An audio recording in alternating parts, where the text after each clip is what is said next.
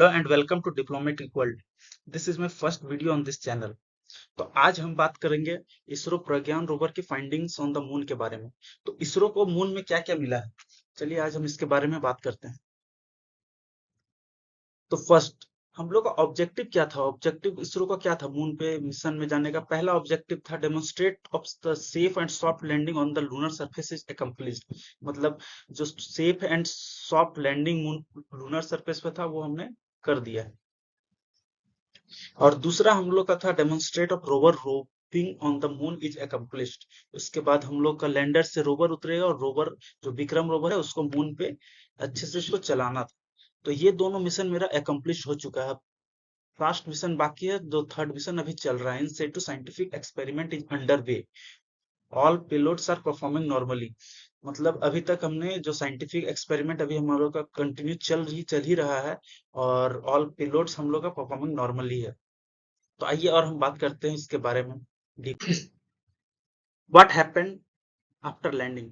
Landing के बाद क्या हुआ? मेरा जब चंद्रयान 3 मून पे उतरा उसके बाद लैंडिंग के बाद आफ्टर क्या हुआ? जब लैंडर मून पे लैंड कर गया on 27 August first experiment was conducted. So 27 अगस्त को फर्स्ट एक्सपेरिमेंट हुआ which is ChaSTE payload onboard Vikram lander. जो ChaSTE payload onboard Vikram lander पे था उन्होंने उसने पहला एक्सपेरिमेंट किया। तो चैसाटे पेलोड क्या है, आइए देखते हैं। What is चेसेटे? चेसेटे क्या है? चेसेटे चंद्र सरफेस थर्मोफिजिकल एक्सपेरिमेंट। वो एक विक्रम लैंडर पे ये भी एक पेलोड रखा हुआ था, ये एक सेंसर रखा हुआ था जिससे हमें ये पता करना था कि सरफेस जो मून का सरफेस है उसका टेम्परेचर क्या है और वो टेम्परेचर वेरी क्या करता है। तो उसमें मेरा ये जो पेलोड में था उसमें एक 10 सेंटीमीटर का विनीत करने के लिए एक प्रोब रखा हुआ था। वो प्रोब का काम क्या था? वो 10 सेंटीमीटर तक चंद्र पे डीप पेनिट्रेट करेगा और उसका टेम्परेचर, उसमें एक सेंसर लगा हुआ था जिसमें हमें टेम्परेचर का वेरिएशन पता चलेगा। तो जब वो 10 सेंटीमीटर नीचे गया तो हम लोग को बहुत ही शॉकिंग रिजल्ट मिला। और शॉकिंग रिजल्ट क्या मिला?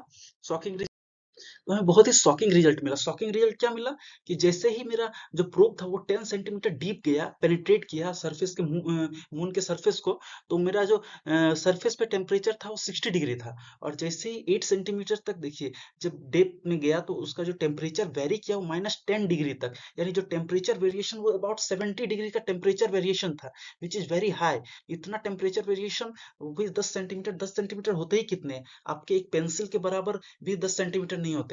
तो इतने छोटे पार्ट में, इतने छोटे से डेप्थ में इतना टेम्परेचर वेरिएशन, एक शॉकिंग रिजल्ट आया। इससे हमें ये पता चल रहा, ये पॉसिबिलिटीज भी है कि अगर मून पे अगर वाटर है तो water in the form of ice हमें नीचे जरूर मिल सकता है, क्योंकि ऊपर में तो कुछ होगा नहीं, क्योंकि यहाँ पे टेम्परेचर अभी 60 डिग्री है।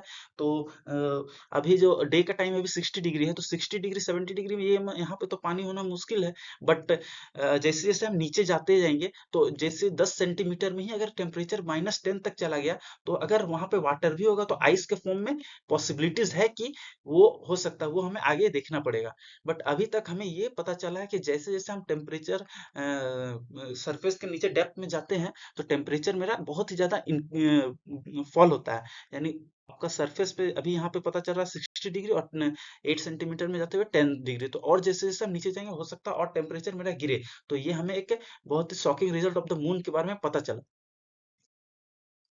तो rover encountered with a crater on 27 August, 27 अगस्त को रोवर एक came across a 4 meter diameter crater position at 3 meter ahead of its location। तो रोवर के सामने 3 मीटर सामने में एक 4 मीटर डायामीटर, 4 मीटर डाया का एक क्रेटर था। तो वो क्रेटर में ना जाए इसीलिए जब रोवर 27 अगस्त को वहां पे जब जा रहा था तो वहां पे उसके 3 मीटर आगे ही एक 4 मीटर का क्रेटर दिखा। क्योंकि तो साइंटिस्ट ने, हमारे जो अर्थ पे है वहां से यहाँ कमांड दिया गया दैट वो अपना पाथ को लोकेट रिट्रेस करे, अपना पाथ को चेंज करे और एक सेफ पोजीशन में आ जाए। तो वो सेफली आ गया। अगर नहीं सेफली आता तो क्या होता कि हमारा वो जो रोवर था वो जाता और चंद्रयान ये 4 मीटर डायमीटर में जो क्रेटर था उसमें जाके चला जाता। क्योंकि ये डाया का 4 मीटर, अब इसका डेप्थ क्या है वो तो हमें पता नहीं। हो सकता है उसमें चला जाता और वापस वो नहीं आ पाता वो। तो इसीलिए फिर हमारा जो तो फिर जो हमारा वो मिशन था वो खतरे में चला जाता।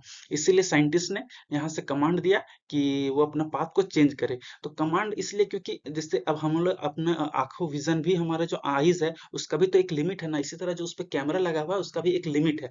वो सिर्फ यहाँ से 5 मीटर ही आगे देख सकता है। तो वो साइंटिस्ट हमारे यहाँ से और यहाँ से वो अपने से कोई भी डिसीजन नहीं ले सकता, क्योंकि यहाँ से कमांड दिया जाता है कि कितना आगे चलना है। तो वो 5 मीटर आगे चलेगा, उसके बाद ही कमांड दिया जाएगा ना। तो और वो भी यहाँ से जब अर्थ से कमांड दिया जाता है, तो वो जो इंफॉर्मेशन का वो जो कमांड का जो टाइम डिफरेंस रहता है वो अबाउट 5 आवर रहता है। मीन्स यहाँ से हम पहले विक्रम लैंडर को जो कमांड देंगे वो 5 घंटे में चांद पे पहुंचेगा, और फिर विक्रम लैंडर प्रज्ञान रोवर को कमांड देगा कि वो किस डायरेक्शन में चलेगा। तो वो भी हमारे पास सिर्फ 5 मीटर का ही विजन रहता है, क्योंकि वो कैमरा है वो 5 मीटर का ही विजन शो करता है। तो इसीलिए हमें वो 5 मीटर चलता है, फिर रुकता है, फिर यहाँ से कमांड दिया जाता है, फिर चलता है। इसीलिए अभी तक रोवर ज़्यादा डिस्टेंस ट्रेवल नहीं कर पाया है। और साइंटिफिक एक्सपेरिमेंट्स क्या-क्या हुए? 29 अगस्त को लिब्स यानी लेज़र 29 अगस्त को लिब्स यानी लेज़र इंड्यूस्ड ब्रेकडाउन स्पेक्ट्रोस्कोप, ये एक और पेलोड है जो कि रोवर में लगा हुआ है। Instrument on board on the rover. तो रोवर में क्या है, एक पेलोड है जिसका नाम है लेज़र इंड्यूस्ड ब्रेकडाउन स्पेक्ट्रोस्कोप यानी लिब्स। तो उसका काम क्या रहता है, वो मेरा जो नीचे सरफेस है उस पे एक हाई एनर्जी का लेजर पार्टिकल बीम छोड़ता है। उसके बाद वो क्या होता है, जो नीचे में सरफेस में जो भी मेरा पार्टिकल्स है वो प्लाज्मा फॉर्म में आते हैं। उसके बाद उसमें और इंस्ट्रूमेंट में सेंसर लगा हुआ है जो सेंस करते हैं wavelength of the that plasma, यानी वो यहाँ से लेजर इंड्यूस करके वहां पे जो भी नीचे में पार्टिकल्स है उस पे लेजर मारते हैं, तो कि वो अपना हायर एनर्जी हमें जाते हैं। और हायर एनर्जी के बाद जब वापस अपने एनर्जी स्पेस में आते हैं, तो उस टाइम वो एक वेवलेंथ छोड़ते हैं। वो वेवलेंथ को हमें सेंसर के द्वारा पता चलता है कि कौन सा, और सबका वेवलेंथ अलग अलग रहता है। तो उस वेवलेंथ से हमें पता चला कि वहां पे सल्फर है, जो कि आज तक पता नहीं था कि मून पे सल्फर है। ये एक बहुत बड़ा डिस्कवरी है, क्योंकि मून पे सल्फर का पता होना ये पहली बार है जब किसी ने पता किया हुआ कि मून पे सल्फर भी है। तो सल्फर का होना इतना खास बात क्यों किया, क्योंकि सल्फर वहीं होता है। क्योंकि सल्फर ज्यादातर इसलिए होता है क्योंकि जब हमारे ज्वालामुखी फटता है तो वहां से सल्फर आता है। तो मून पे तो कोई उसका, क्योंकि मून का तो कोई कोर नहीं है, कोर में तो उसका कोर में तो कोई मैग्नेटिक फील्ड हम है ही नहीं, क्योंकि मून तो पूरा ठंडा हो चुका है। यानी पहले कभी ना कभी वहां पे ज्वालामुखी था, या फिर कोई एस्ट्रॉइड आके वहां पे टकराया होगा जिसके कारण वहां पे सल्फर मिला। तो सल्फर इज वेरी इंपॉर्टेंट। तो सल्फर इंपॉर्टेंट, और ये पहला ही मतलब पहले मिशन में पता नहीं था कि वहां पे सल्फर भी है। तो ये बहुत बड़ा डिस्कवरी है जो कि चंद्रयान 3 ने खोजा, रोवर ने खोजा है कि वहां पे सल्फर भी है। और उसके साथ साथ क्या मिला, उसके साथ साथ हमें एल्युमिनियम, उसके बाद calcium, iron, chromium, titanium, molybdenum, silicon और oxygen. Oxygen which is very important also. तो oxygen are also detected as expected, जैसा हमने पता था। और अभी भी हाइड्रोजन का सर्च जारी है, और ये अगर हमें हाइड्रोजन मिल गया बहुत ही बड़ा ये डिस्कवरी हो जाएगा। क्योंकि अगर हमें हाइड्रोजन अगर मिल गया, तो वो हम एज अ फ्यूल यूज करके रॉकेट्स में और आगे की मिशन के लिए वहां पे चांद पे हम होल्ड कर सकते हैं, वहां से फ्यूलिंग कर सकते हैं। उसके बाद और फर्दर हम आगे के मिशन में जा सकते हैं। और एक बात, हमें जो ऑक्सीजन मिला है ये प्योर फॉर्म में ऑक्सीजन नहीं मिला है, ये एक ऑक्साइड फॉर्म में ऑक्सीजन मिला है। तो ऐसा नहीं है कि वहाँ के सरफेस में ही ऑक्सीजन है। ये हमें ऑक्साइड के जैसे कार्बन डाइऑक्साइड हो गया, उसी तरह किसी ऑक्साइड के फॉर्म में ही ऑक्सीजन है। और ये सब जो किया गया है वो लिप्स इंस्ट्रूमेंट के द्वारा किया गया है, जो कि डेवलप किया हुआ है laboratory of electro optics system, LEOS, ISRO Bengaluru के द्वारा।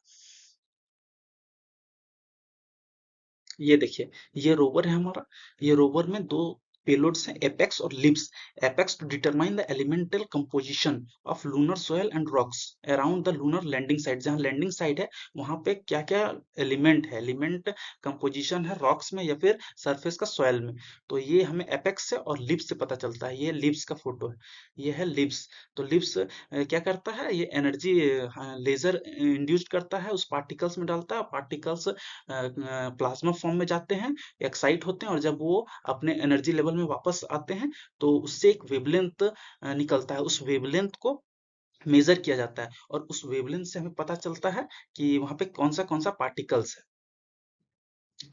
तो लिप्स में जब लेजर निकलता है जो कि पार्टिकल्स में पड़ते हैं, और पार्टिकल्स में पड़ने के बाद वो हायर एनर्जी में जाता है, और हायर एनर्जी से जब वापस मतलब एक्साइट होकर जब हायर एनर्जी में जाता है, और जब वापस वो अपने एनर्जी में आता है तो कुछ एनर्जी रिलीज करता है। और वो रिलीज जब एनर्जी करता है तो वो उसका जो वेव है, वो वेवलेंथ हम लोग स्टडी करते हैं, जो कि वहाँ सेंसर लगा हुआ है, और सबका अलग अलग वेवलेंथ है। ये जैसे आयरन का वेवलेंथ यहाँ पे है, ये टाइटेनियम का वेवलेंथ हो गया, ये आपका एल्युमिनियम का वेवलेंथ हो गया, ये सल्फर का वेवलेंथ हो गया। तो ये सब वेवलेंथ हमें वहाँ सेंसर लगा हुआ है, उससे पता चलता है, और वो ये हमें पता चलता है कि और क्या क्या है, जैसे ये क्रोमियम हो गया, यहाँ पे कैल्शियम हो गया। तो ये सब वेवलेंथ के हिसाब से हमें पता चला। और अभी आगे फर्दर अभी और फाइंडिंग्स हो ही रहे हैं अभी। जस्ट हम लोग का साइंटिफिक एक्सपेरिमेंट चल ही रहा है, अब आगे देखते हैं और क्या क्या पता चलता है। जैसे पता चलेगा मैं कुछ और न्यू वीडियोस लाऊंगा, उसमें मैं बताऊंगा और क्या क्या पता चला। Thank you. Signing off, Saurabh Raj.